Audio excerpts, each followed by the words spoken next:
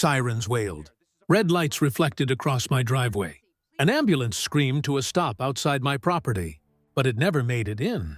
Because she, our self-appointed HOA queen, had parked her shiny SUV sideways across my gate.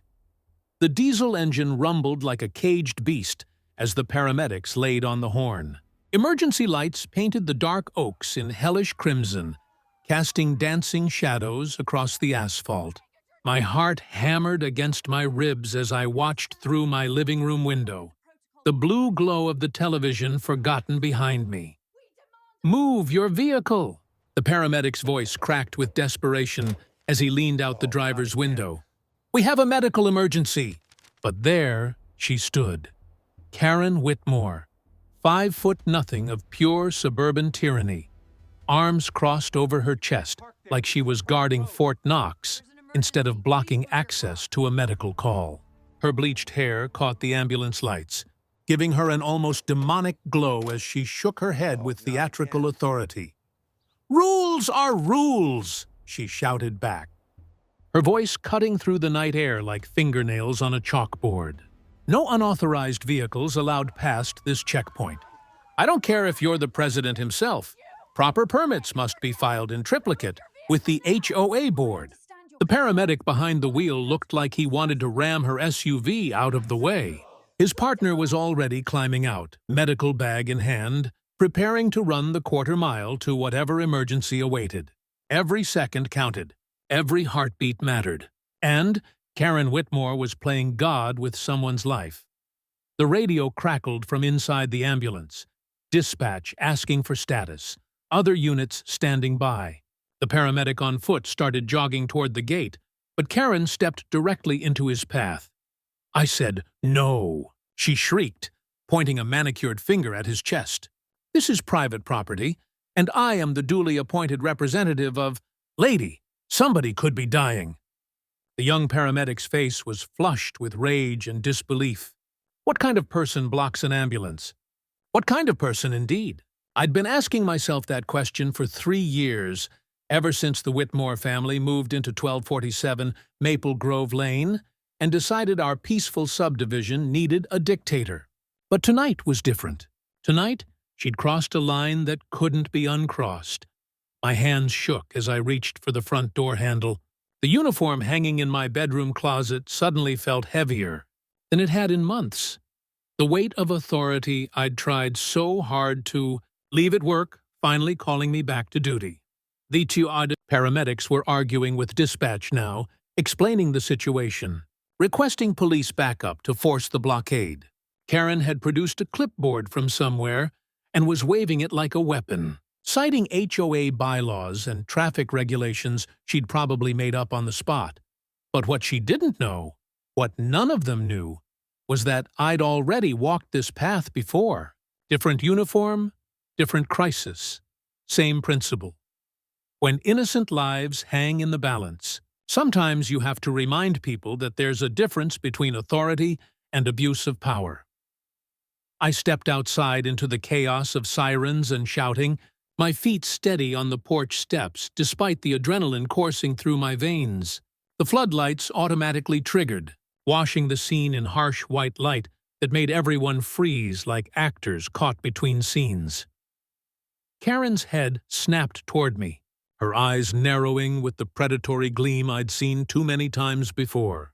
She probably expected me to retreat back inside, to cower like every other neighbor she'd terrorized into submission. After all, I was just Mike Reynolds from 1251 Maple Grove, the quiet guy who kept his grass regulation height and never caused trouble.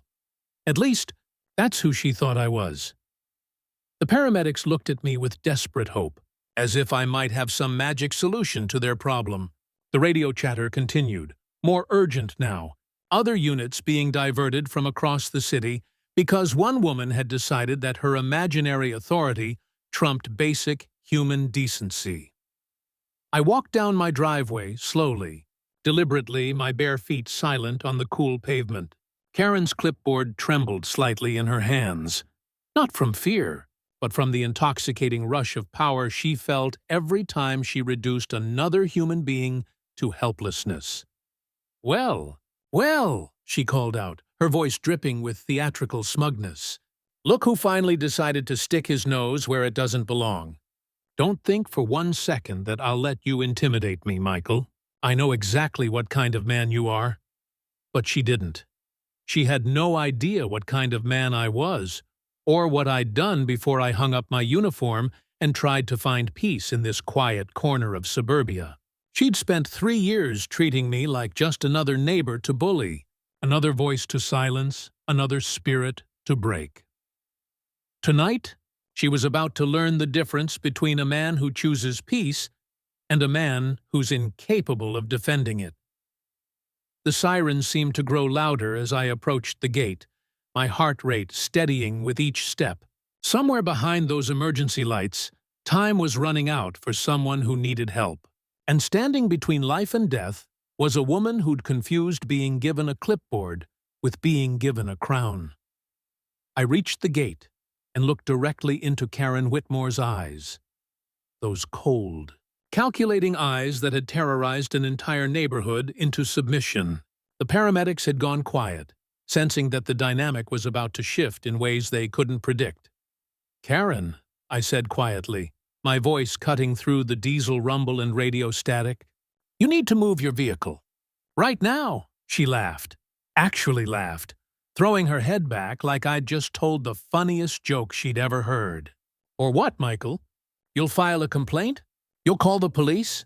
I am the authority here. I am the law in this neighborhood." The badge in my bedroom drawer suddenly felt like it was burning through the walls, calling to me across the years I'd spent trying to forget the weight of it. But some things you don't forget. Some responsibilities never leave your blood. I was about to remind Karen Whitmore that there's a difference between appointed authority and earned authority, between a clipboard and a badge, between playing dress-up and wearing a uniform that actually means something. The ambulance lights continued their urgent dance across our faces as I took one final step toward the gate. In a few moments, Karen's entire world was about to change. Her 3-year reign of terror was about to meet something she'd never encountered before. Someone who'd sworn an oath that trumped every imaginary rule she'd ever invented. Everyone in the subdivision knew her voice before they saw her face. The shrill echo of rules and citations carried farther than any bird song, drifting through bedroom windows at dawn like an unwelcome reveille. If you heard that particular pitch of righteous indignation echoing across the manicured lawns, you knew Karen Whitmore was on patrol again. It hadn't always been this way. 3 years ago, Maple Grove Estates was the kind of neighborhood where kids rode bikes in the street and neighbors borrowed sugar without filing environmental impact statements. The HOA existed primarily on paper, a sleepy board of retirees who met once a quarter to approve new mailbox colors and organize the annual block party. Then the Whitmores bought the Colonial at 1247 Maple Grove Lane. Karen attended her first HOA meeting 6 weeks after moving in, armed with a 3-ring binder and what she called serious concerns about property value preservation. The meeting minutes from that night, which I later obtained through careful research, read like the transcript of a hostile takeover. "I've conducted a thorough survey of the neighborhood," she'd announced, her voice already carrying that tone of manufactured authority that would become her trademark. "And I'm frankly appalled at the lack of standards enforcement. Do you people realize that your property values are hemorrhaging because of negligent oversight?" Poor Mrs. Henderson, the 73-year-old board president, who'd held the position for 8 peaceful years, tried to explain that their approach was more community-minded than enforcement-focused. Karen's response was swift and surgical. "Community-minded," she'd repeated, the words dripping with disdain. "Is that what you call it, when the Morrison family has had the same cracked driveway for 2 years? When the Jenkins house has shutters that are clearly Pacific blue instead of the approved Colonial Navy? When half the mailboxes in this subdivision would fail a basic compliance inspection?" Within 6 months, Mrs. Henderson had resigned for health reasons. though everyone knew the real reason was the daily phone calls questioning every decision. The surprise property inspections that were really harassment campaigns, and the constant barrage of emails demanding immediate action on violations that Karen manufactured faster than the board could investigate them. The other original board members fell like dominoes. Bob Martinez, the treasurer who'd managed the HOA's modest finances for a decade without incident, found himself buried under accusations of fiscal irresponsibility when he couldn't produce receipts for a sprinkler repair from 2019. Sandra Phillips, the secretary, quit after Karen demanded she rewrite every newsletter to include proper legal language and started showing up at her house to discuss concerns at 8 o'clock on Sunday mornings. By the end of her first year, Karen had effectively seized control of the entire organization. The new board consisted of her immediate neighbors, the Hendersons from 1245, who owed her a favor after she'd helped them navigate a property tax dispute, and the Patels from 1249, who'd been worn down by months of nitpicking over their decorative garden stones. But being officially elected was just the beginning. Karen transformed what had been a nominal governing body into something resembling a suburban military tribunal. The letters started appearing in mailboxes, like morning frost, white envelopes with the HOA logo-bearing violation. Notices typed in Arial bold 12-point font. Grass height exceeds regulation. Maximum by 0.3 inches. Decorative. Flag displays unapproved patriotic imagery. Vehicle parked in driveway. For more than 72 consecutive hours without proper authorization, she purchased a measuring tape and began conducting what she called compliance patrols, walking the neighborhood with a clipboard and digital camera, documenting every deviation from rules that seemed to multiply like weeds. The original HOA covenant was 12 pages long.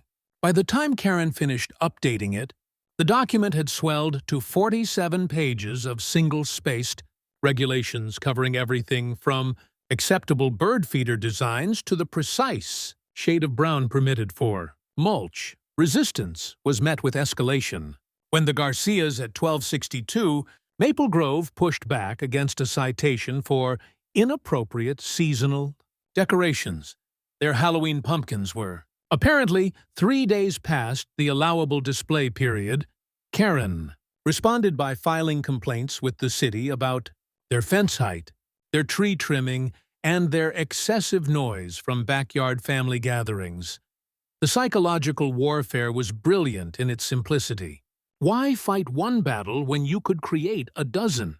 Why argue about pumpkins when your opponent was suddenly defending their property taxes, their building permits, and their basic right to exist in their own neighborhood?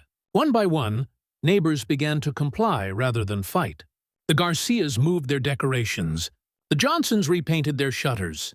The Chens removed the small American flag from their garden because it wasn't mounted on an approved flagpole. Assembly. But Karen's masterpiece wasn't the rules themselves. It was the enforcement network she built around them. She recruited allies through a combination of fear and favoritism, creating a system where neighbors policed each other for violations. Mrs. Patterson at 1255 became an informal compliance observer after Karen helped her get a streetlight installed. The teenage Miller boy at 1263 earned $20 a week for photographing any vehicles parked suspiciously throughout the neighborhood. By year 2, Maple Grove Estates had transformed from a community into a surveillance state. Children played quietly in backyards instead of riding bikes through the streets. Weekend barbecues moved indoors to avoid citations for excessive social gatherings. Neighbors who'd once chatted over fence lines now exchanged nervous glances and hurried inside when they saw Karen approaching with her clipboard. And through it all, I watched. I documented. I kept detailed records of every violation notice, every escalation, every act of harassment, dressed up as community service. My training had taught me to observe first, act second, and build a case that would stand up under scrutiny. Because I knew what Karen didn't, that power built on intimidation is ultimately fragile, that authority without legitimacy crumbles under its own weight, and that every tyrant, no matter how small their kingdom, eventually makes the mistake of pushing too hard against someone who pushes back. For 2.5 years, I'd chosen the path of least resistance. I paid my fines, corrected my violations, and kept my head down. My neighbors probably thought I was weak. Karen certainly did. She treated me like a model citizen, quiet, compliant, broken. What she didn't know was that I'd spent 15 years learning how to build cases against people who thought they were untouchable. I'd perfected the art of patient investigation, systematic evidence gathering, and strategic timing. Karen Whitmore had turned our neighborhood into her personal kingdom, ruling through fear and bureaucratic terrorism. She'd convinced herself that a clipboard made her a queen, and that manufactured authority was the same as legitimate power. Tonight, with an ambulance idling at my gate and someone's life hanging in the balance, she was about to learn the difference between wearing a crown and earning the right to lead. The sirens continued to wail as I stood in my driveway, watching her block emergency services with the same casual arrogance she'd used to terrorize our community for 3 years. But this time was different. This time, she'd moved beyond harassment into something that crossed every line that mattered. This time, she was about to meet the man I'd been before I'd tried to find peace in suburbia. The man whose uniform still hung in my closet, waiting for the day when duty called louder than the desire for a quiet life. Karen Whitmore had ruled through fear long enough. Tonight, she was about to learn what real authority looked like. It didn't start with the ambulance. It started with the mailbox. The violation notice appeared on a Tuesday morning in October, tucked under my windshield wiper like a parking ticket. Property management violation. Daridu, Yar 2019, Year 247. It read in that familiar Arial bold typeface that had become Karen's signature. Mailbox color non-compliant with HOA covenant, Section 12.3b. Required correction within 7 business days to avoid escalating penalties. I stood in my driveway holding the paper, genuinely confused. My mailbox was standard black, the same color it had been when I bought the house 4 years earlier, the same color as half the mailboxes in the neighborhood. I walked to the curb and examined it like a crime scene, looking for some flaw I'd missed. That's when I noticed Karen watching from her front window, coffee mug in hand, a satisfied smile playing across her lips. She raised the mug in a mock salute when our eyes met, then disappeared back into her house. The revelation hit me like a cold wave. This wasn't about the mailbox at all. This was about me. I'd made the mistake of being too visible at the previous HOA meeting, asking too many questions about the sudden spike in administrative fees and the mysterious line items in the quarterly budget report. I'd been polite, professional, but persistent. Exactly the kind of behavior that threatened Karen's carefully constructed authority. So she'd decided to teach me a lesson about who really ran Maple Grove Estates. I called the HOA office and spoke to Sandra Patel, Karen's hand-picked secretary, who sounded genuinely apologetic as she explained that my mailbox was actually midnight black instead of the approved colonial black, apparently a distinction, visible only to someone with Karen's trained eye. "I know it seems silly," Sandra whispered into the phone, "but you know how she is about compliance. Maybe just get some paint and touch it up? It's easier than fighting it. Easier than fighting it." 4 words that had become the neighborhood's unofficial motto. I repainted the mailbox that weekend using paint from the exact manufacturer specified in the HOA Covenant's appendix. The violation was officially resolved 3 days later, but the message had been delivered. Ask too many questions, and life becomes complicated. Karen's harassment campaign unfolded with the methodical precision of a military operation. The mailbox was just the opening gambit. 2 weeks later, another violation appeared, this time for my fence height. The chain-link fence around my backyard was allegedly 3 inches taller than the maximum allowed under Section 15.22a. When I measured it myself and found it to be exactly within regulations, I was told that my measuring technique was inadequate and that I needed to hire a licensed surveyor to provide official documentation. The surveyor's report, which cost me $400, confirmed that my fence was perfectly compliant. Karen's response was to claim the surveyor had measured from the wrong reference point and demand a second opinion. When I refused, she filed a complaint with the city building department about potential property line encroachment. The pattern became clear. Every act of resistance triggered escalation. Push back against one violation, and 2 more would appear. Question her authority, and she'd manufacture new reasons to question yours. My unauthorized flag became her next target. The small American flag mounted beside my front door, identical to dozens of others throughout the neighborhood, was suddenly deemed improperly displayed because it wasn't attached to an approved flagpole assembly. When I pointed out that the Hendersons had the exact same flag display, I was informed that their flag had been grandfathered in under a provision I couldn't find anywhere in the HOA documents. The garage door came next. Karen claimed it was frequently left open for extended periods, creating an unsightly neighborhood disruption. She began timing my arrivals and departures, documenting when the door opened and closed, building a case that I was somehow violating community standards by using my garage as it was intended. But the harassment wasn't limited to official channels. Karen's network of informants began, reporting on everything I did.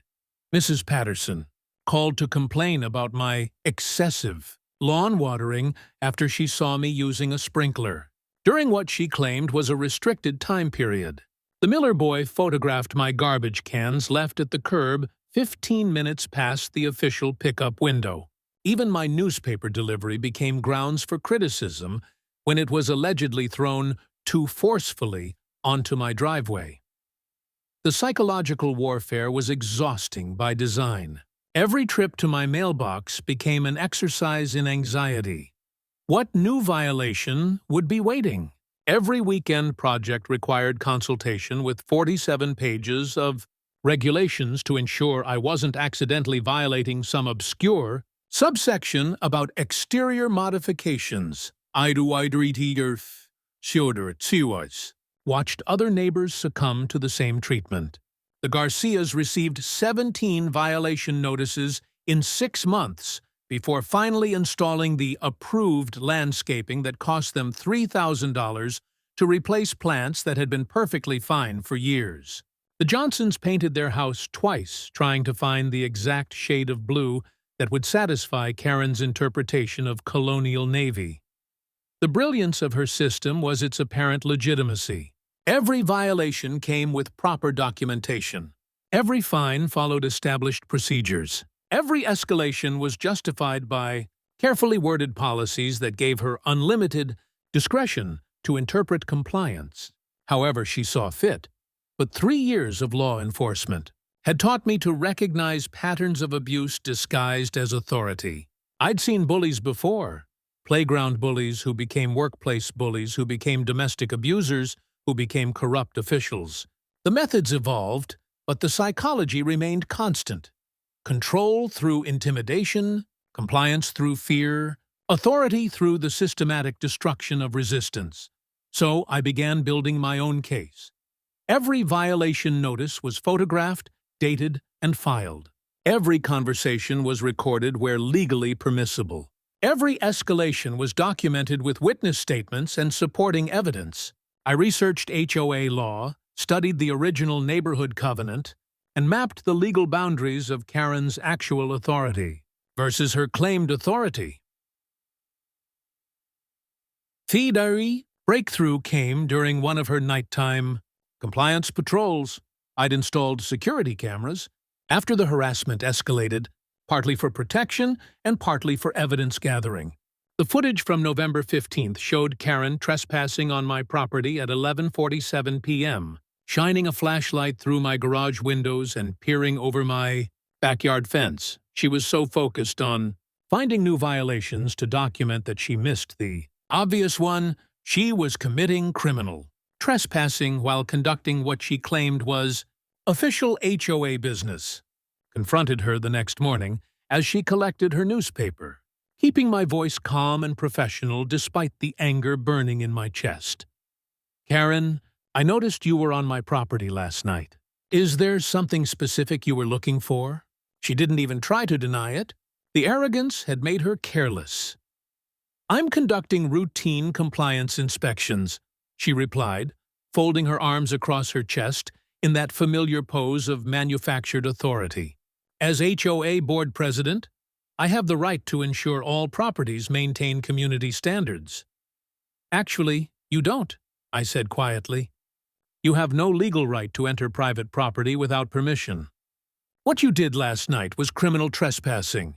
Her face flushed red, but her voice remained steady. Are you threatening me, Michael? I'm informing you of the law. There's a difference.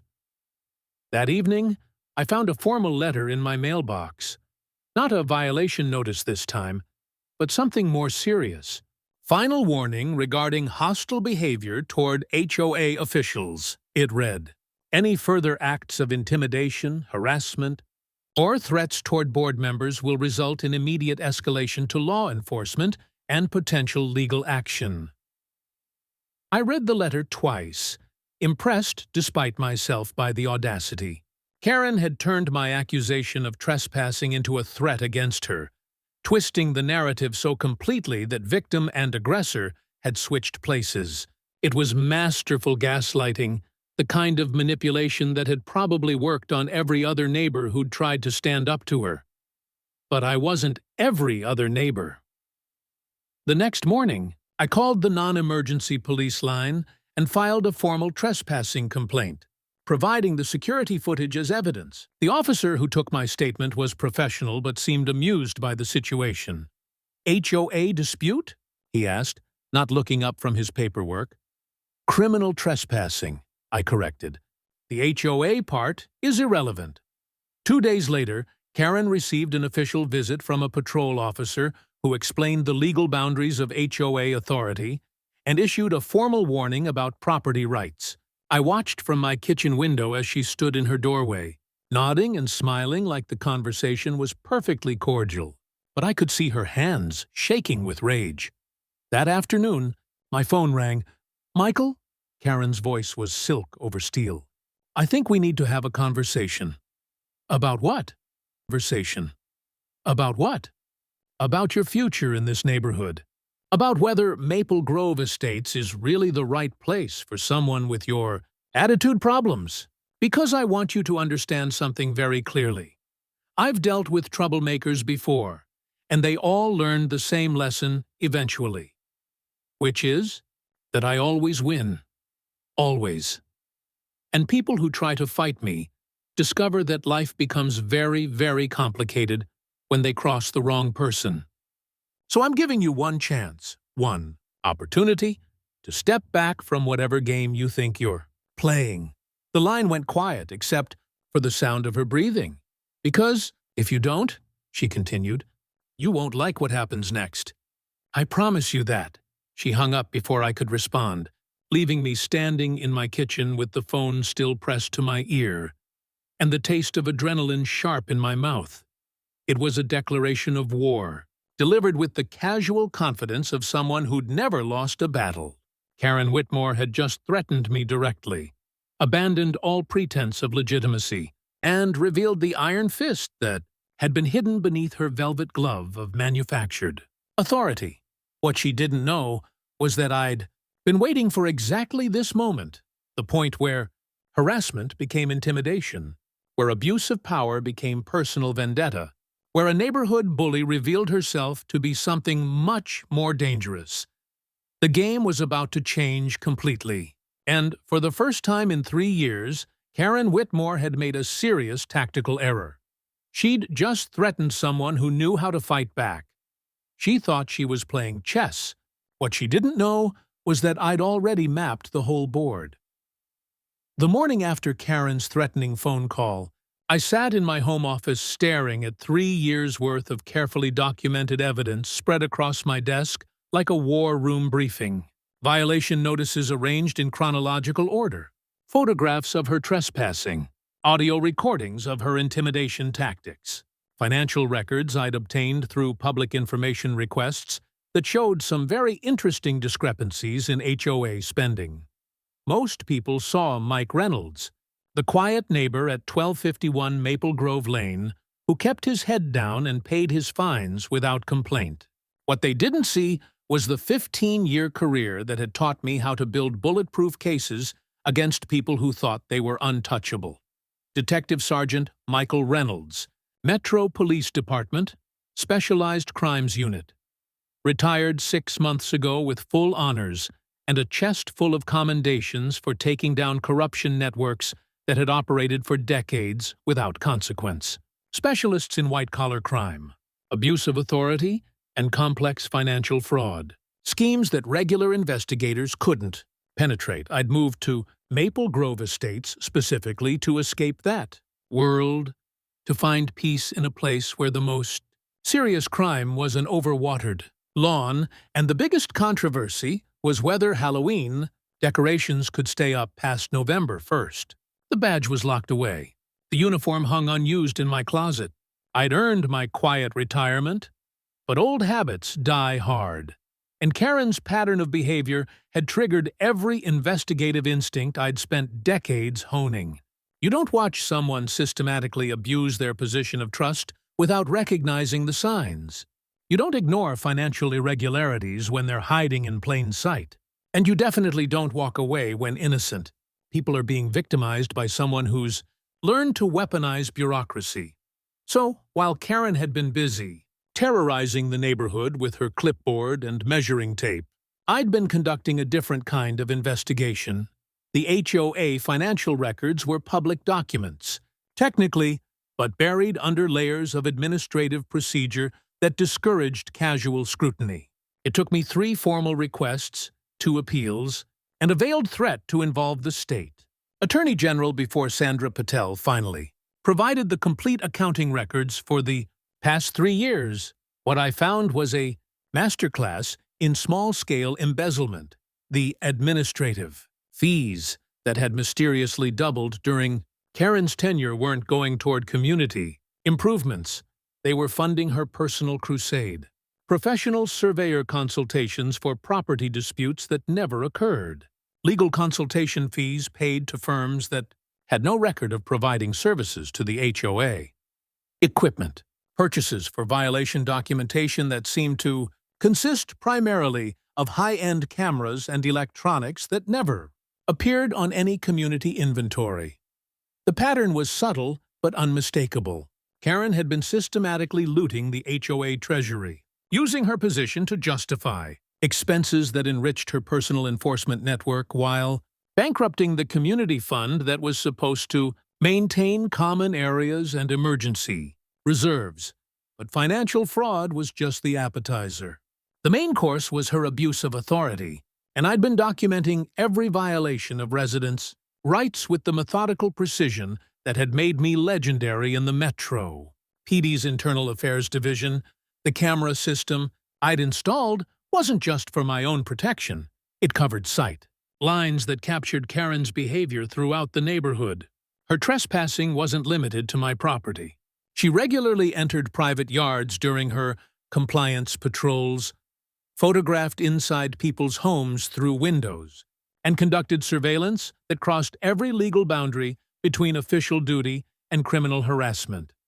I'd recorded her intimidation tactics, documented her selective enforcement of regulations, and mapped the network of informants she'd recruited through a combination of favoritism and fear.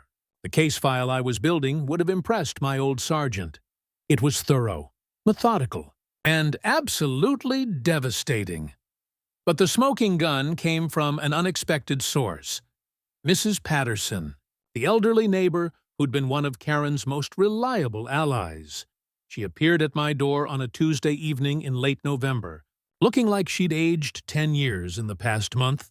Her hands shook as she clutched a manila folder against her chest. "I need to talk to you," she whispered, glancing nervously toward Karen's house. "About what she's been doing. About what she made me do." Mrs. Patterson had been Karen's eyes and ears for 2 years, documenting violations and reporting on neighbors' activities in exchange for Karen's protection and favoritism. But the arrangement had gradually evolved into something darker. Mrs. Patterson was being blackmailed. "She has photographs," the elderly woman explained, her voice barely audible, "of my late husband's medical condition from when he was sick before he passed. She said she'd share them with the whole neighborhood if I didn't keep helping her." The photographs had been taken from public areas, technically legal but morally reprehensible. Karen had documented Mrs. Patterson's husband during his final months, when dementia had left him occasionally confused and inappropriately dressed in their front yard. The images were degrading, heartbreaking, and exactly the kind of ammunition Karen used to ensure compliance. "She calls it insurance," Mrs. Patterson continued, tears streaming down her weathered cheeks. "She has something on everyone. Pictures, recordings, financial information she's gathered through her official capacity. She says it's for community protection, but she uses it to control people." The manila folder contained copies of Karen's insurance files, or at least Mrs. Patterson's portion of them, bank statements obtained through her access to community financial records, medical information gathered from publicly visible prescription deliveries, personal details about marriages, family problems, and private struggles that Karen had weaponized into compliance tools. It was a surveillance network that would have impressed the Stasi, operating under the cover of neighborhood watch and community protection. Karen hadn't just taken over the HOA, she'd turned it into a domestic intelligence operation. But she'd made one critical error. She'd assumed that everyone was as morally bankrupt as she was. Mrs. Patterson's conscience had finally overcome her fear, and now I had documentary evidence of systematic blackmail, privacy violations, and abuse of authority that went far beyond simple HOA overreach. I spent the next 2 weeks quietly reaching out to other neighbors, approaching them with the careful diplomacy I'd learned during years of turning criminals against their associates. The elderly veteran at 1267 Maple Grove, who'd been cited for displaying his Purple Heart in his front window. The young mother at 1258, who'd been fined repeatedly for children's toys left in her driveway. The recent widower at 1271, who'd been harassed about his yard maintenance while he was still grieving his wife's death. One by one, they shared their stories. One by one, they provided evidence. And one by one, they agreed to stand up when the time came. But Karen wasn't idle during this period. She'd sensed the shift in neighborhood dynamics, felt the subtle change in people's attitudes toward her authority. Her response was predictably escalatory. More violation notices, more surveillance, more pressure applied to anyone who might be wavering in their compliance. She'd also begun investigating me more aggressively, using her network to probe into my background and employment history. I knew she was digging because Sandra Patel called to warn me. Karen had been asking questions about my previous address, my work schedule, and whether anyone had information about my real job. The irony was delicious. Karen was conducting surveillance on someone who'd spent 15 years perfecting the art of counter-surveillance. Every move she made was being documented, analyzed, and added to the case file that would eventually bring down her entire operation. But the final piece of the puzzle came from an unexpected source: the city building department. I'd maintained professional relationships with various municipal agencies during my police career, including several investigators who specialized in housing code enforcement and permit violations. A casual conversation with Detective Maria Santos at our annual Christmas party led to some interesting revelations. about complaints that had been filed against residents of Maple Grove Estates. Your HOA lady is keeping us busy, Maria had mentioned over coffee. Must be nice living in a neighborhood where someone cares so much about code compliance. When I pressed for details, the picture became clear. Karen had been filing false reports with the city, using official municipal resources to harass residents with investigations that had no basis in fact. Building inspectors had been dispatched to examine structural violations that didn't exist. Code enforcement officers had wasted countless hours investigating health and safety hazards. That turned out to be perfectly legal home improvements. It wasn't just harassment anymore. It was criminal. Misuse of public resources, filing false reports, and abuse of government services. Federal charges territory if she'd crossed state lines with any of her activities. The investigation had evolved from a neighborhood dispute into something much larger, a conspiracy that involved financial fraud, criminal harassment, blackmail, privacy violations, and systematic abuse of multiple government agencies. Karen Whitmore had built her empire on the assumption that suburban neighbors were weak, isolated, and too intimidated to fight back against someone with apparent authority. She'd counted on people's natural tendency to avoid conflict, their willingness to pay small fines rather than engage in lengthy disputes, and their basic decency that prevented them from recognizing the sociopathic calculation behind her friendly neighborhood mask. What she hadn't counted on was that one of those quiet neighbors had spent 15 years learning how to dismantle criminal organizations from the inside out. The badge might have been locked away, but the training was permanent. The uniform might have been hanging unused, but the oath to protect and serve wasn't something you retired from. It was something that lived in your blood until the day you died. Karen's 3-year reign of terror was built on a foundation of secrets, intimidation, and manufactured authority. But secrets have a way of surfacing when you know where to dig.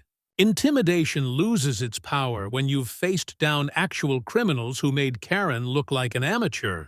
And manufactured authority crumbles when it meets the real thing. The game was entering its final phase, and Karen still thought she was playing against an ordinary suburban neighbor who could be bullied into submission. She was about to discover that some people choose peace, not because they're weak, but because they know exactly how dangerous they can be when peace is no longer an option. I wasn't the only one she underestimated, and that would be her downfall. The first neighborhood meeting took place in Bob Garcia's garage on a cold December evening. 23 people huddled around folding chairs and card tables like resistance fighters planning an uprising. Which, in a way, we were. Mrs. Patterson sat in the front row, clutching a tissue and looking like she'd aged another decade since our conversation 2 weeks earlier. The Garcias flanked her on either side, Bob's weathered hands folded tightly in his lap, Maria's dark eyes flashing with barely contained anger. Behind them sat the Johnsons, the Chens, the Millers, and faces I recognized but had barely spoken to during 3 years of Karen-enforced isolation. These were people who'd been ground down by systematic harassment, who'd learned to keep their heads down and their voices quiet to avoid becoming targets. But tonight, something had shifted. Tonight, they'd found their courage. "I want to be clear about something before we start," I said, standing at the front of the garage with a cardboard box full of documentation at my feet. "What we're discussing tonight isn't about getting revenge on Karen Whitmore. It's about restoring legitimacy to our community and protecting future residents from abuse." Tom Johnson raised his hand tentatively. "Mike, we appreciate what you're trying to do, but she's got us all over a barrel. The fines, the complaints to the city, the constant harassment. Some of us can't afford to fight her anymore." "That's exactly why we need to fight her now," Maria Garcia interjected, her voice steady despite the tremor in her hands. "Because she's not going to stop. It's only going to get worse. I opened the cardboard box and began distributing copies of the evidence I'd been gathering. Financial records, photographs of trespassing, documented violations of residents' rights, copies of false reports filed with city agencies. Karen's power comes from isolation, I explained, as neighbors examined the documents with growing amazement. She picks off individuals, makes them feel like they're alone in their struggle, convinces them that resistance is futile. But when we document everything, when we coordinate our response, when we stand together, her entire system falls apart. Mrs. Chen, the soft-spoken woman from 1269 who'd been cited 17 times for various landscaping violations, spoke up with unusual firmness. She threatened to have my children investigated by Child Protective Services when I complained about her going through our garbage.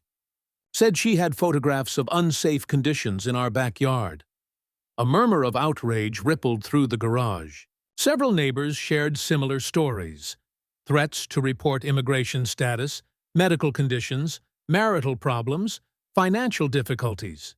Karen's insurance files had touched almost everyone in the room. She tried to get me fired from my job, added Sarah Miller, the young mother from 1258.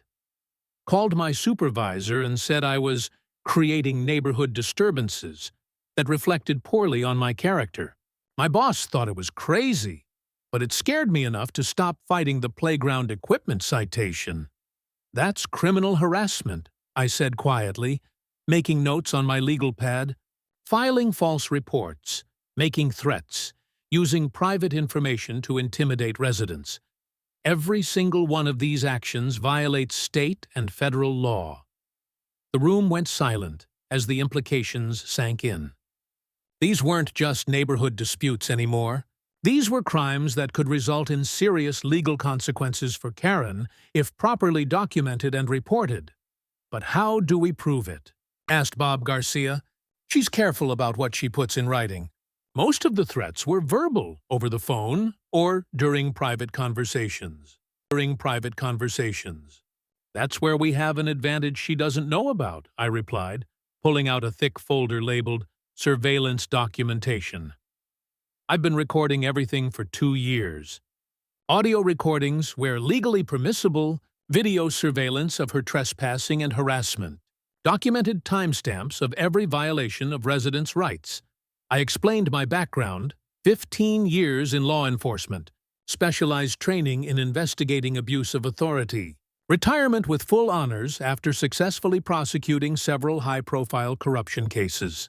The room's energy shifted as neighbors realized they weren't just getting a determined resident. They were getting a professional investigator who knew exactly how to build an airtight case.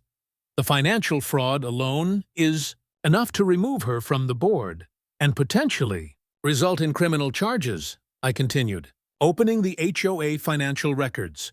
But we need more than evidence. We need coordinated action from residents who are willing to stand up publicly. Mrs. Patterson cleared her throat, her voice barely audible but determined. I'll testify about the blackmail, the surveillance, everything she made me do. I'm tired of being afraid.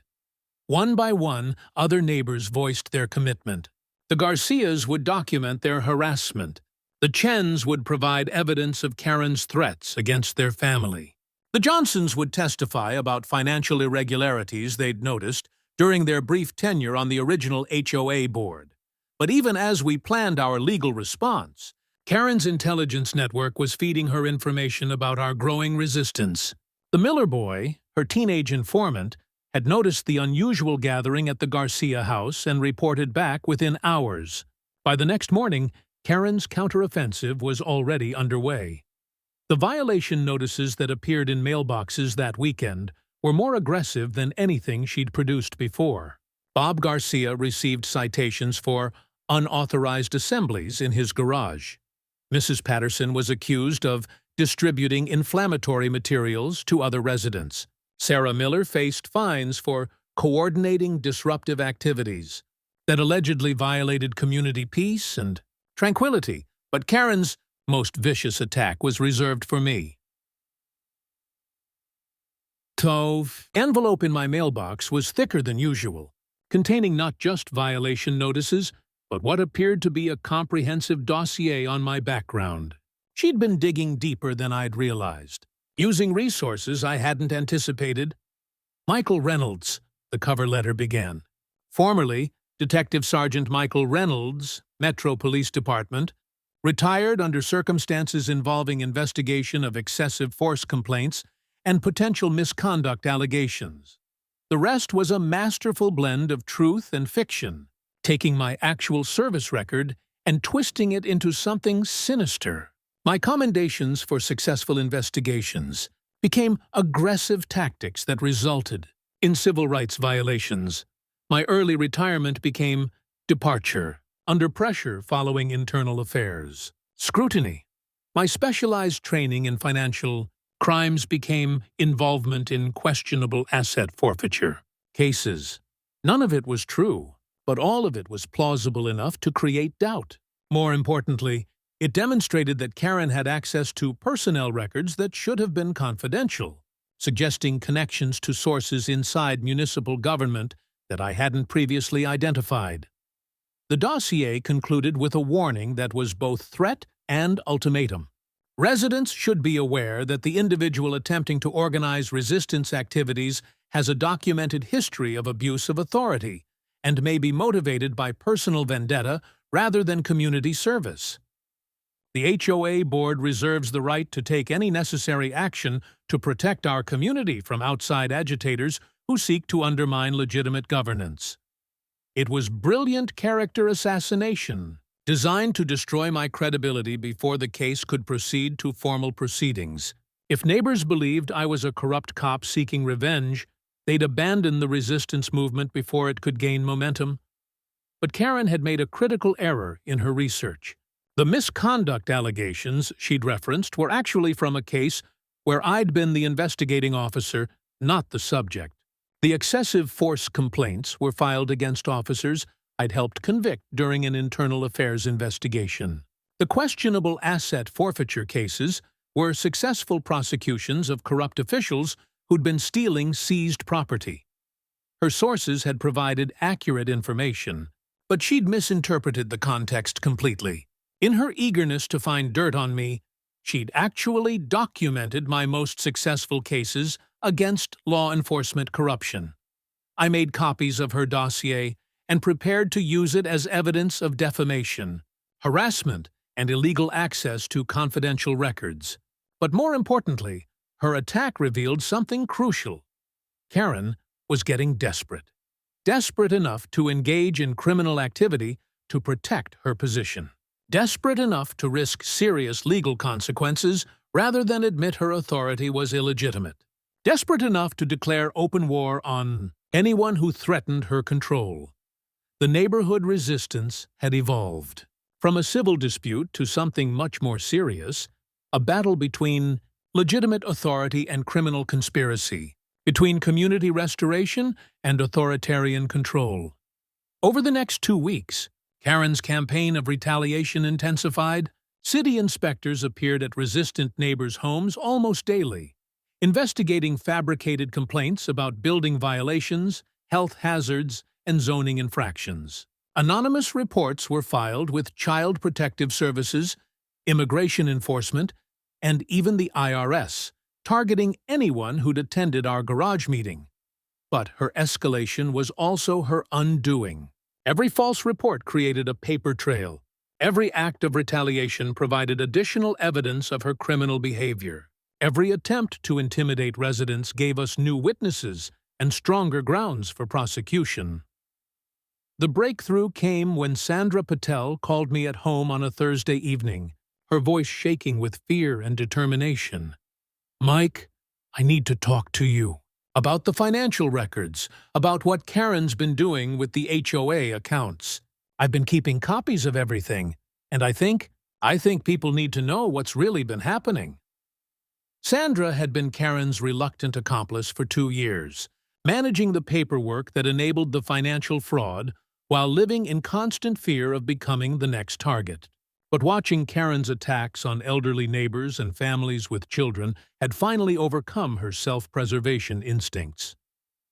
"She's been planning something big," Sandra whispered during our clandestine meeting at a coffee shop 3 towns over.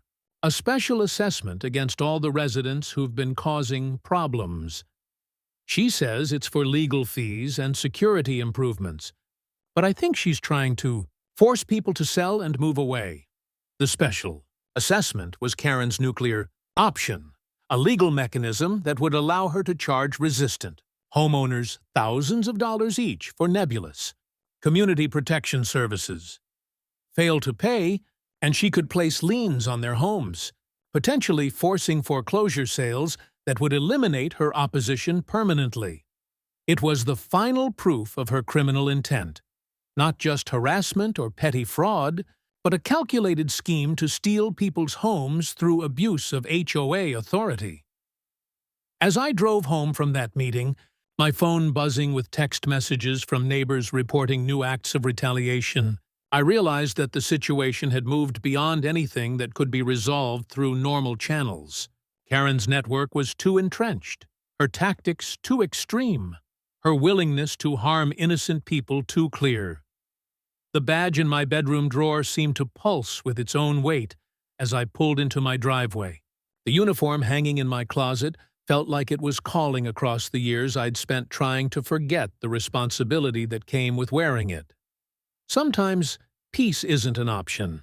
Sometimes the only way to protect innocent people is to remind the predators that there are still shepherds willing to use their teeth. Karen Whitmore was about to learn the difference between playing with authority and meeting the real thing. History repeated itself, but this time I was ready. The call came at 11:43 p.m. on a bitter February night, Mrs. Chen's voice barely coherent through her panic and broken English. "Mike, please help. My husband. He's having chest pains, can't breathe. Ambulance coming, but Karen, she's at the gate again." I was already moving before she finished speaking, muscle memory from 15 years of emergency responses taking over as I pulled on clothes and grabbed my keys. Through my bedroom window, I could see the familiar glow of emergency lights painting the street in hellish red. But this time the ambulance wasn't alone. 2 police cruisers flanked it, their own lights adding blue to the chaotic spectrum, but none of them were moving through the gate. I stepped onto my front porch, and the scene unfolded exactly as I'd feared. Karen's SUV sat sideways across the entrance to Maple Grove Estates, blocking access while she stood beside it with her clipboard and that familiar pose of manufactured authority. But tonight was different. Tonight, she had backup. 3 other vehicles formed a secondary blockade behind her: the Hendersons' sedan, the Patels' minivan, and a pickup truck I didn't recognize. Karen's core supporters had mobilized to support what she was calling an emergency security protocol to protect the neighborhood from unauthorized intrusion. The paramedic leaning out the ambulance window looked like he wanted to ram the entire blockade, his face flushed with professional fury as he shouted over the diesel rumble, "Lady, we have a cardiac event in progress. Move your vehicles now." "Protocols must be followed," Karen shouted back, consulting her clipboard with theatrical precision.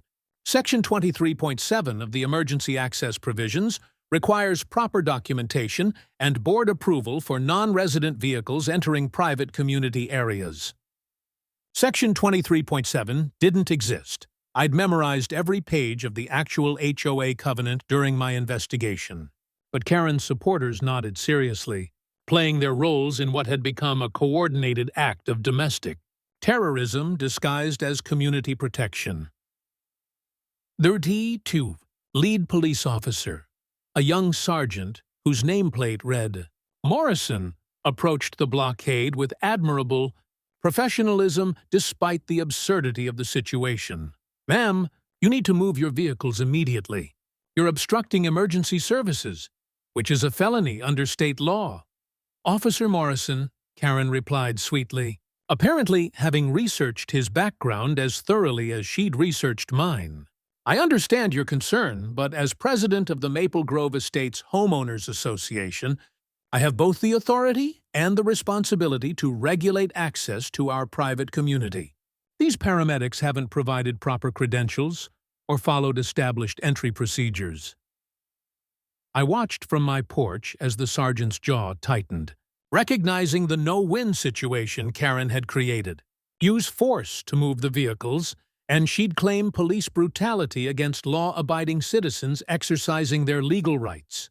Negotiate with her demands, and someone could die while bureaucratic theater played out in the street. But what Karen didn't know, what she couldn't have anticipated, was that I'd been preparing for exactly this scenario for weeks. The security upgrades I'd installed weren't just cameras. The decorative lighting I'd added to my property included floodlights powerful enough to illuminate a crime scene. The landscaping improvements near my gate included cleared sight lines that would give me tactical advantage in exactly this kind of confrontation. Most importantly, the phone calls I'd made to former colleagues weren't just social conversations. They were professional consultations about jurisdictional authority, emergency response protocols, and the legal boundaries between HOA governance and criminal obstruction. I walked down my driveway slowly, deliberately, letting my footsteps echo in the sudden quiet that had fallen over the scene. Karen's head snapped toward me, her eyes narrowing with predatory anticipation. "Well, well," she called out, her voice carrying that familiar note of theatrical smugness. "Look who finally decided to interfere with official HOA business again. Officers, this is the former police detective I mentioned, the one with the disciplinary problems and the history of aggressive behavior." Sergeant Morrison's expression shifted slightly as he looked at me, processing Karen's characterization against whatever background check he'd probably run when my name came up in previous incident reports. "Mr. Reynolds," he said carefully, "we're handling this situation. Please return to your residence." But I didn't stop walking. Instead, I reached into my jacket pocket and pulled out the leather wallet I hadn't carried in 6 months, the one with the badge and credentials that technically still held authority in situations involving public safety and criminal activity. Detective Sergeant Michael Reynolds, Metro Police Department, retired with full honors, I said clearly, letting my voice carry to every person within 50 yards. Specialized Crimes Unit, 15 years of service, commendations for investigation of corruption and abuse of authority. The change in atmosphere was immediate and electric. Sergeant Morrison straightened, recognizing the protocol that gave retired law enforcement officers certain privileges in emergency situations. The paramedics looked hopeful for the first time since arriving. Karen's supporters suddenly seemed less certain of their legal ground, but Karen herself doubled down with the desperate fury of someone whose entire world was crumbling. "That badge doesn't mean anything here," she screamed, abandoning all pretense of calm authority. "This is my neighborhood. These are my rules. I don't care what uniform you used to wear. You have no authority in Maple Grove Estates." That's when I activated the floodlights. The darkness exploded into harsh white illumination that turned the street into a theatrical stage, every person and vehicle visible in stark detail. Security cameras that had been recording in infrared suddenly had perfect lighting for high-definition documentation. Neighbors who'd been watching from darkened windows could now see every gesture, hear every word. "You're right, Karen," I said, my voice carrying the tone of absolute authority I'd perfected during 15 years of commanding crime scenes. "I have no authority in Maple Grove Estates. But this isn't Maple Grove Estates anymore." I gestured to the street where the ambulance waited, its lights still flashing their urgent rhythm. "This is a public thoroughfare where you are currently committing multiple felonies: obstruction of emergency services, criminal conspiracy, reckless endangerment, and unless you move your vehicles in the next 30 seconds, I'm placing you under citizen's arrest pending arrival of additional units." Sergeant Morrison nodded slowly, recognizing both the legal accuracy of my statement and the professional competence in my tone. "He's correct, ma'am," the sergeant said, his own voice hardening with new authority. "You're in violation of multiple state laws. Move your vehicles now, or face immediate arrest." For the first time in 3 years, Karen Whitmore looked genuinely uncertain. Her clipboard trembled in her hands as she glanced between me, the sergeant, and her supporters, who were already edging toward their vehicles with the self-preservation instincts of people who'd suddenly realized they were accessories to serious crimes. "This isn't over," she hissed, but the words lacked her usual venom. "You think putting on that old uniform makes you some kind of hero? You think these people will thank you for destroying their community?" I stepped closer, close enough that only she could hear my next words. "Karen, in 15 years of police work, I've arrested murderers, drug dealers, corrupt politicians, and domestic terrorists. But you know what they all had in common? They all thought their little kingdoms made them untouchable. They were all wrong." Her face went pale under the harsh floodlights as the full implications of her situation finally penetrated. The ambulance was already moving through the gate, racing toward the Chen house where every second could mean the difference between life and death.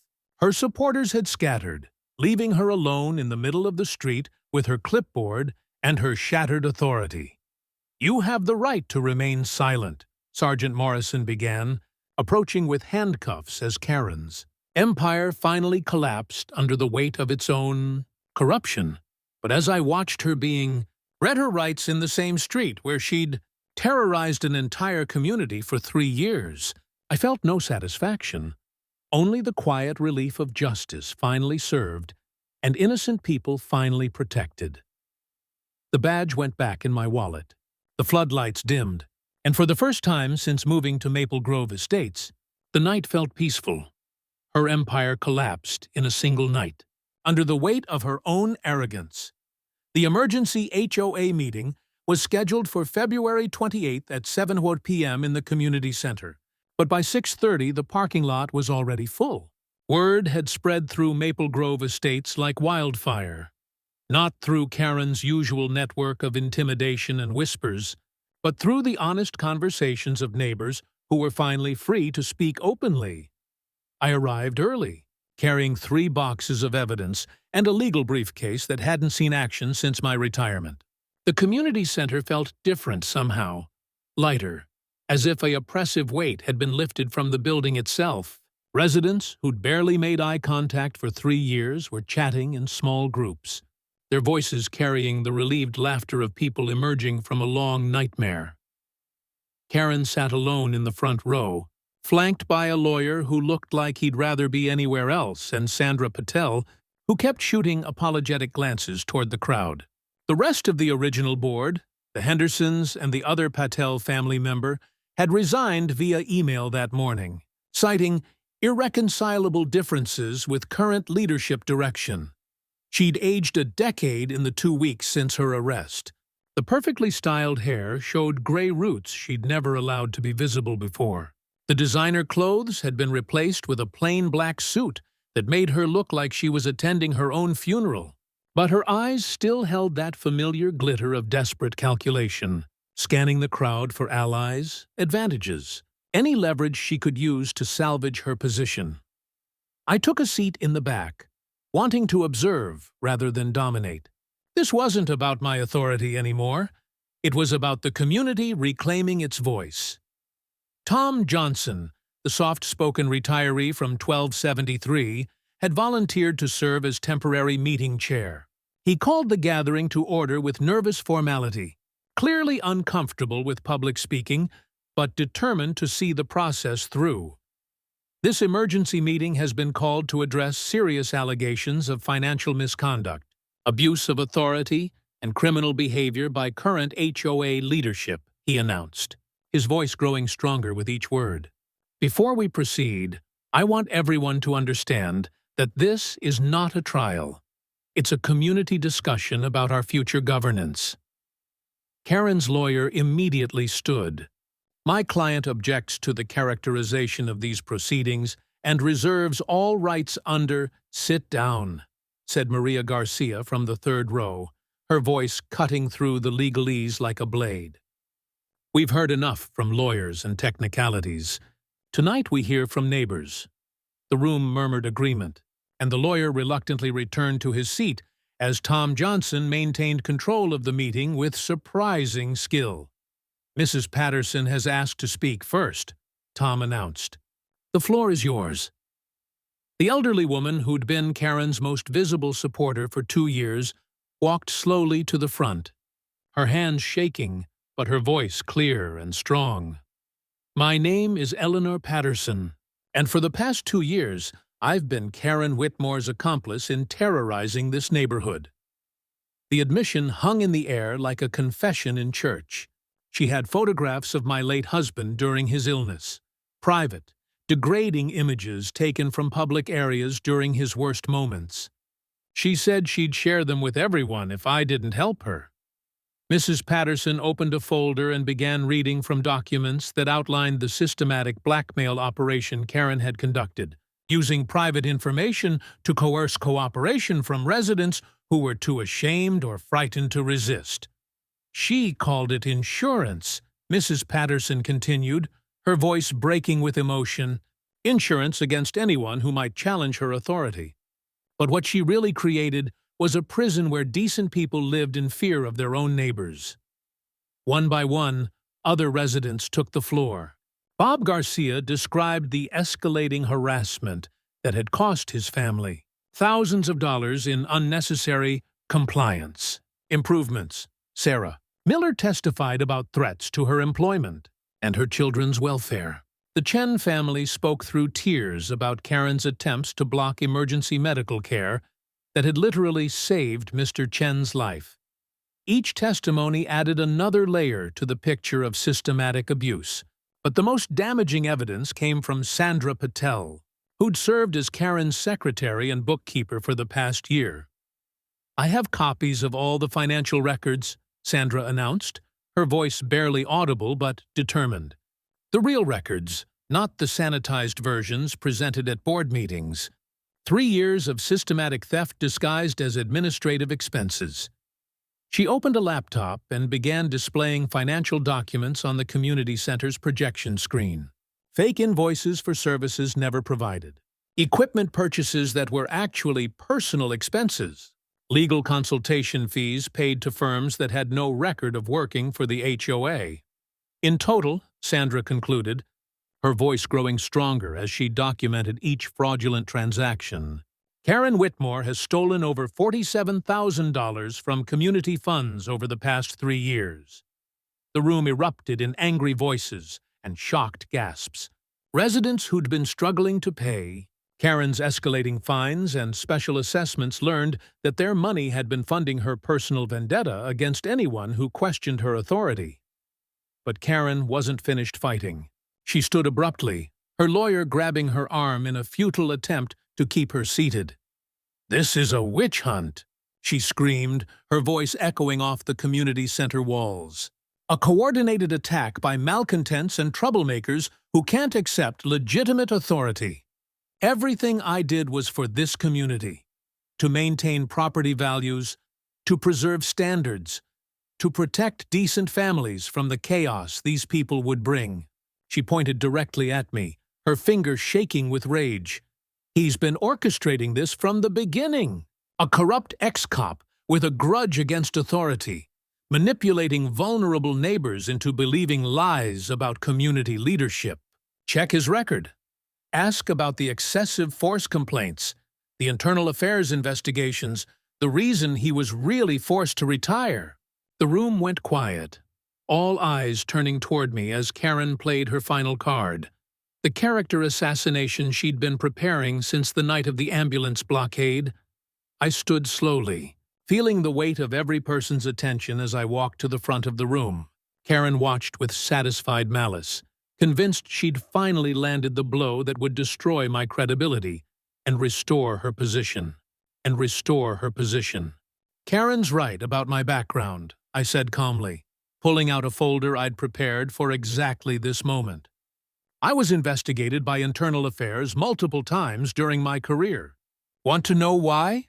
I opened the folder and began reading from official commendations and case summaries. Investigation of corruption in the Municipal Building Department, 7 officials convicted, $2 million in fraudulent contracts exposed. Investigation of abuse of authority in the Narcotics Division, 4 officers terminated, dozens of innocent citizens compensated for civil rights violations.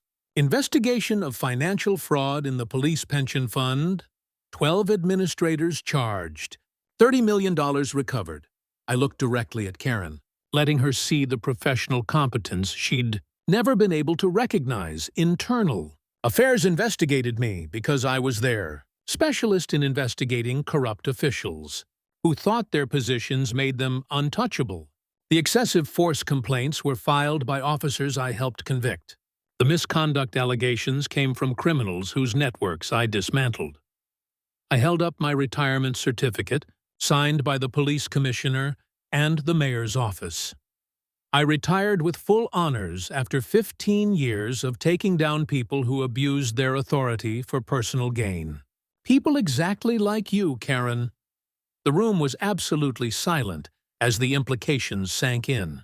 Karen's face had gone chalk white. Her final gambit turned into devastating evidence of her own desperation and dishonesty. The difference between us, I continued, is that I spent my career protecting innocent people from predators. You spent 3 years becoming exactly the kind of predator I was trained to stop. Tom Johnson called for a formal vote on Karen's removal from the board. The result was unanimous. 47 votes in favor, 0 opposed, with Karen abstaining and her lawyer frantically taking notes for what was clearly going to be a legal disaster. But the community wasn't finished. Motion after motion passed in rapid succession. Full financial audit by independent accountants, criminal referral to the state attorney general, civil lawsuit to recover stolen funds, restraining order preventing Karen from further harassment of residents. Finally, as the meeting wound down and neighbors began filing out, with the relieved exhaustion of people who'd finally stood up to their oppressor, Karen made one last desperate attempt to salvage something from the wreckage. "You'll regret this," she hissed, pointing at the crowd of neighbors who were already organizing cleanup committees and discussing legitimate governance reforms. "This neighborhood will fall apart without proper leadership. Property values will collapse. Standards will disappear. You'll be begging me to come back within 6 months. Mrs. Patterson," the elderly woman who'd suffered under Karen's blackmail for 2 years, turned back to face her tormentor one final time. "Karen," she said with quiet dignity, "we've been living in fear of you for 3 years. After tonight, I don't think we'll ever be afraid of anything again." As I packed up my evidence boxes and prepared to leave, I noticed Karen sitting alone in the front row, abandoned by her lawyer, her supporters, and the community she'd terrorized into submission. For just a moment, I almost felt sorry for her, a small, bitter woman whose hunger for power had consumed everything decent about her life.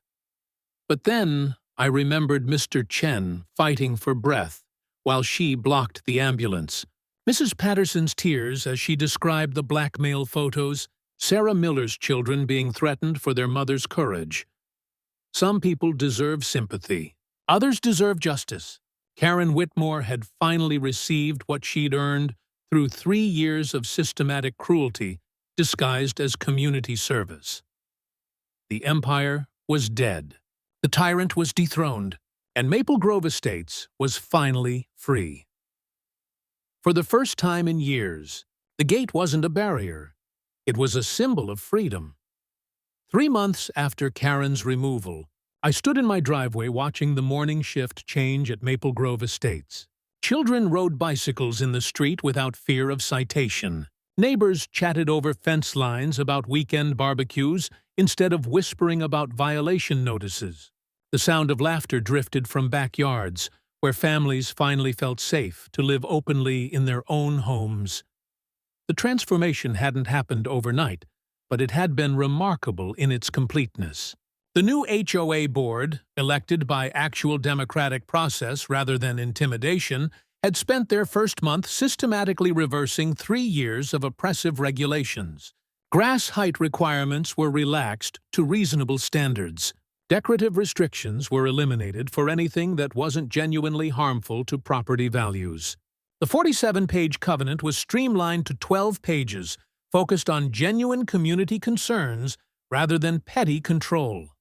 Most importantly, the emergency access protocols were rewritten to ensure that no resident could ever again block emergency services for any reason. The gate that had been Karen's checkpoint became a symbol of welcome rather than exclusion. The criminal charges had proceeded exactly as I'd expected.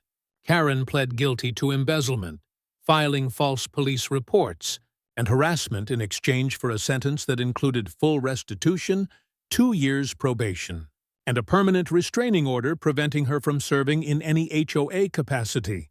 Her lawyer had tried to negotiate a lighter sentence, but the evidence was overwhelming, and the community impact statements were devastating. The civil lawsuit was still pending, but the forensic accounting had recovered most of the stolen funds. More importantly, it had revealed the full scope of Karen's surveillance network, leading to additional criminal charges against 2 of her collaborators who'd helped with the blackmail operation. Sandra Patel had been elected as the new HOA president, running on a platform of transparency, minimal regulation, and community service rather than community control. Her first official act was to open the HOA board meetings to all residents and publish detailed financial reports every quarter. But the real victory wasn't in the legal proceedings or the governance reforms. It was in the simple fact that people were no longer afraid. Mrs. Patterson had planted a small flower garden in her front yard, something Karen had forbidden as non-compliant landscaping. The Garcias had installed a children's play set that would have generated 17 violation notices under the old regime. The Chen family had hung a beautiful banner celebrating their cultural heritage, displaying it proudly instead of hiding it in their backyard. Even the Miller boy, Karen's former teenage informant, had become one of the neighborhood's most enthusiastic advocates for community events and neighborhood watch, the legitimate kind that focused on actual safety rather than compliance. Surveillance. I'd been invited to serve on the new board, but I'd declined. My role had been to investigate, document, and neutralize a threat to the community. With that mission accomplished, I was content to return to the quiet retirement I'd originally sought. But old habits die hard, and I still maintained certain professional awareness of my surroundings, which is why I noticed the car that had been parked across from my house for 3 consecutive mornings, occupied by a woman with short blonde hair who seemed very interested in the comings and goings at Maple Grove Estates. On Thursday morning, I decided to introduce myself. She rolled down her window as I approached, revealing a face that looked familiar in an unsettling way. Sharp features, calculating eyes, and a smile that didn't quite reach her eyes. "Can I help you?" I asked politely. "Actually, I was hoping to speak with you," she replied, her voice carrying a slight accent I couldn't place. "My name is Christine Morrison. I understand you were instrumental in resolving some governance issues in this neighborhood."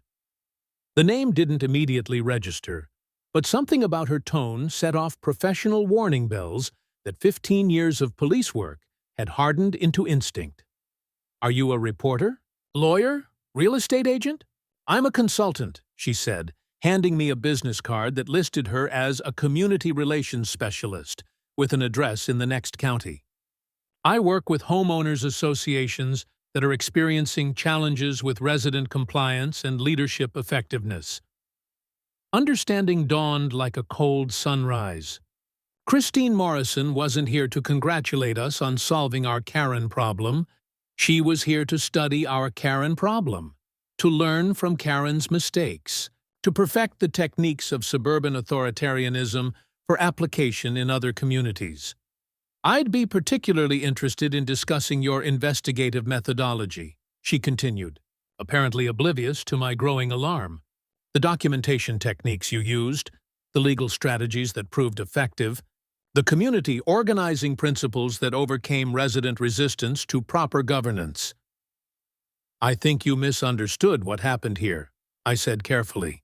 We didn't overcome resistance to proper governance. We overcame improper governance that was destroying our community. Her smile sharpened slightly.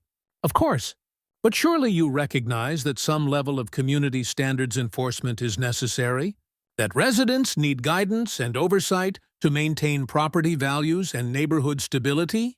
I looked at her business card again, noting the corporate logo and professional formatting that suggested she wasn't a lone operator but part of some larger organization. How many other neighborhoods were dealing with their own versions of Karen Whitmore? How many communities were being systematically infiltrated by consultants who specialized in turning HOAs into instruments of control? Ms. Morrison, I said, handing back her card, I think you should find a different neighborhood to study. This one isn't interested in your particular type of consultation. As I walked back to my house, I heard her car start and drive away. But I had a feeling Christine Morrison, or someone like her, would be back.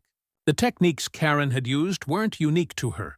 They were part of a larger pattern of suburban authoritarianism that was spreading through communities across the country. But that was a problem for another day. Today, the sun was shining on Maple Grove Estates. Children were playing in the streets, and neighbors were planning a community barbecue where the only enforcement would be making sure everyone had enough food and good company. I walked through the gate that had once been a symbol of Karen's power, pausing to appreciate its transformation into something simple and functional. A boundary that welcomed friends while providing reasonable security, exactly what a gate should be.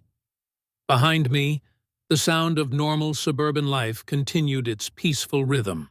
Lawnmowers humming at reasonable volumes. Dogs barking playful warnings instead of terrified alerts. Conversations about weekend plans instead of whispered fears about violation notices. The badge was back in its drawer. The uniform hung unused in the closet. But the oath to protect and serve lived on in the quiet satisfaction of a community.